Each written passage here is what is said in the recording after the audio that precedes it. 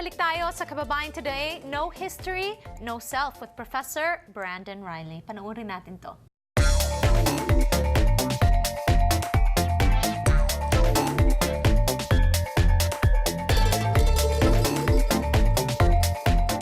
Ever since Filipinos stepped foot in the U.S., they have taken part in and reshaped American culture. One of the first groups to do so in a visible fashion was university students in the early 1900s. As part of its program of training the future Filipino elite following its conquest of the Philippines, the U.S. provided university scholarships for a number of exceptional students.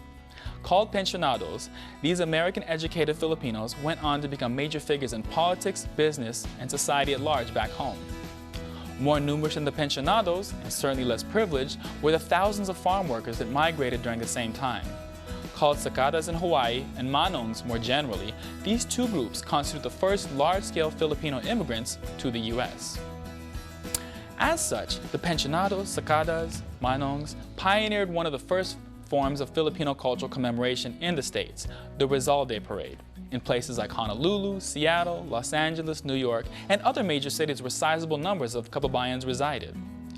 The Rizal Day Parade was exactly what it sounds like, a procession based on the figure of the Filipino national hero, Jose Rizal, which was celebrated on December 30th, the date of his execution in 1896.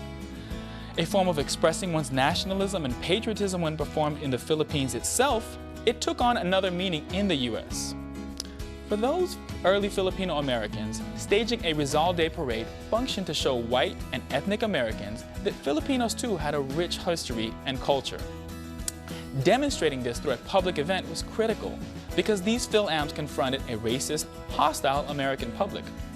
After all, this was the period in American history where racial minorities, particularly African Americans, but also Native Americans, Latinos, and Asians, and others, were legally excluded from public spaces.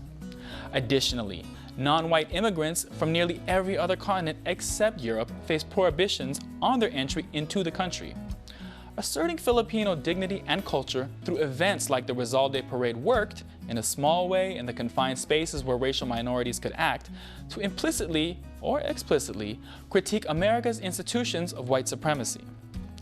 Many events today, such as the annual Festival of Philippine Arts and Cultures, carry on the tradition of increasing the visibility of Filipinos in the U.S., commemorating our history and our culture, and serving as a site for the bringing together of Phil-Ams so that we can enact progressive political change.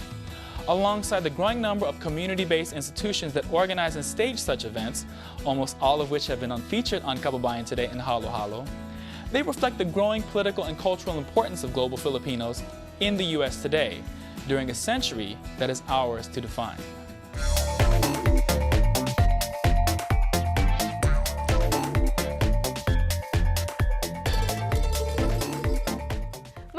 Maraming salamat sa ating panel ngayong araw na ito. Thank you for joining us on Talk Tuesdays for this very interesting discussion. Napakarami pang pwedeng pag-usapan.